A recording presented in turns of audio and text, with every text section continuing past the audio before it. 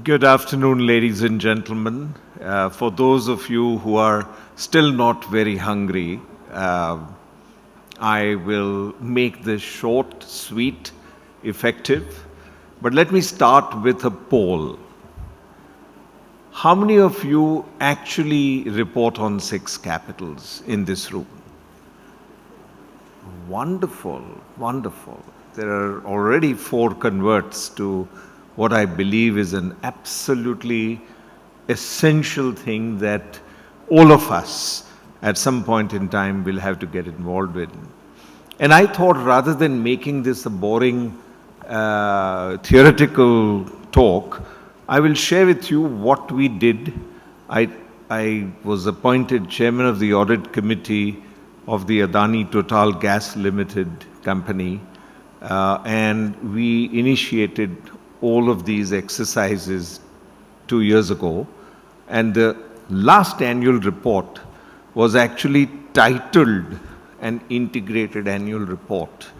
And what we actually delivered is a framework that I'm going to leave behind here for Dun & Bradstreet. And if you think that it is worthy of sharing with this wonderful audience of so many CFOs who have a tremendous opportunity to make sure that this gets implemented, it's very practical. We considered the 6 capitals in terms of what kind of input they provide to the whole process of reporting externally to the wide world, to create in all the economic interests that are involved a sense of where the company is likely to go. Because the purpose of reporting is, of course, to give a report card of what happened in the past. But much more important is to convey what's going to happen in the future. And so that's where the 6 capital framework of integrated reporting, which has now been integrated and dovetailed into S1 and S2, which are the sustainability standards issued by the International Sustainability Standards Board. They've incorporated the 6 capital framework. So we started with financial capital and identified what's the net worth that has been deployed, what is the cash and cash equivalents we have, what is the capex which we have incurred for creating fresh value, or to enhancing the financial capital that we were inputting. Then there was manufactured capital, which talks about the robust infrastructure. As you know, gas involves a whole lot of laying down of pipelines to reach the end consumer. So there was a very large capex program. The geographical areas that were covered, and the centers of excellence where customers could get their queries answered and their difficulties solved were all put in place. Intellectual capital. One of the things that all of you at some place in your companies will have is something that is unique. We heard a fantastic presentation on Maruti Suzuki's digital infrastructure. But there will be a few things in that digital infrastructure which is actually demonstrative of your intellectual capital. So at Adani Total Gas, what we call it is the SOUL program, S-O-U-L. It literally is the soul which is driving and which is using data and actually creating value for almost everybody. Any visitor who visits the headquarters is first given a demonstration of the soul. And what this is meant to do is to keep track of this extensive infrastructure, physical infrastructure, digitally, so that if any customer complains, or if there's any need to deliver service to a customer, that is instantaneously addressable. And strategic collaborations, as most of you know, are a critical part of the intellectual capital that you will build up. Then, of course, there is the human capital that you need to assess. Everybody talks about it. But it is perhaps in today's world, despite the question that was asked about employment capability and creation, let me share with you just one amazing data set.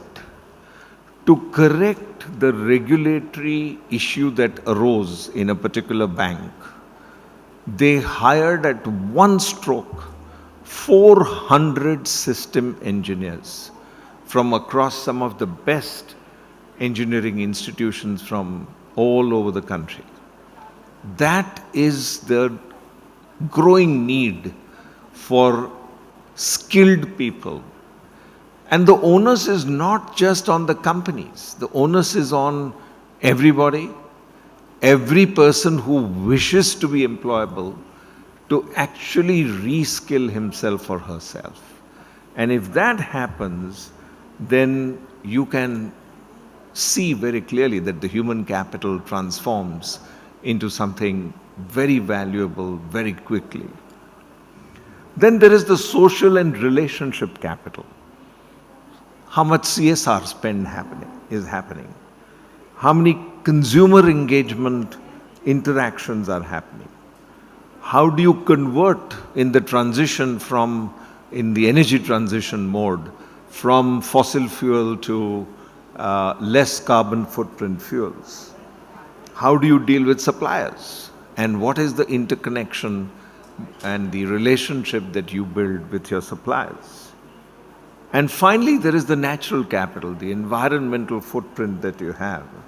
What is the amount of solar capacity that you created or deployed, the energy consumed, what have you done to water, what have you done to recycling and circularity?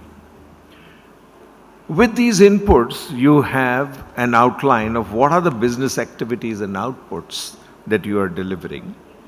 And so there is a full enlisting of that. But most interestingly, you can then have a column which defines what are your outcomes and what is it that you were able to deliver because you deployed this 6 capital framework. How did each of the capitals increment? What happened? How does it transform the ability of a reader of your financial statements to take a call on what the future might be? That comes out as the output and the impact of what actions you have taken in measuring, building, transforming, and incrementing each of the capitals. And so there are various measures that you can use, and each one of you will choose your own measure, whether it is EBITDA, cash profit, debt to EBITDA, whatever matrices drive your business forward is what you will choose. Manufactured capital is the output that is delivered to the customers. How many new connections, what happened in terms of the EV charging stations that were deployed at scale across the length and breadth of the country. How did you affect each household and each traveler on every road in the country? All of that can be brought to the attention of the investor or the future investor, or your customer or your supplier. Intellectual capital. How much did you deliver in real time? What is it that you created as digital interfaces between you and your customers, you and your suppliers? Human capital. What happened to safety? What was the nature of injuries? What was the lost time on account of injury, or God forbid, was there any fatality? A fatality is a catastrophic event. It goes right up to the board.